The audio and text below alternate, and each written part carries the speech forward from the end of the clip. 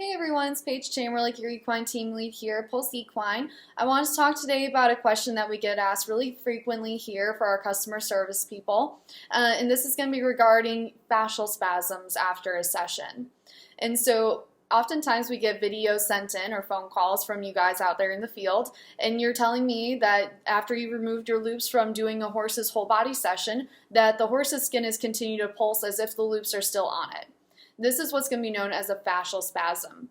Fascia is a fibrous tissue that connects every organ, every joint, every tendon, bone, ligament. Everything is connected through fascia throughout our body. It's very thin, it's a little membrane that coats everything, and it's going to be very superficial. And so this is what's going into a spasm right now. So you may have heard of myofascial release, and this is a specific type of massage therapy that focuses on the fascia in the body.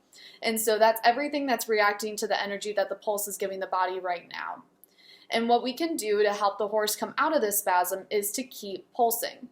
What you're going to want to do is you're going to turn the loops, or you're going to put the loops back where they were over that spasm, and you're going to turn the machine very, very low. You want to hear some ticking so you know that it's on, but then you also don't want to see any additional pulsing coming from the loops as well. So you want you to run your system very low, and you're going to spend anywhere from 10 to 30 minutes in this area. Sometimes it takes more, sometimes it takes less, but that seems to be about the average for us.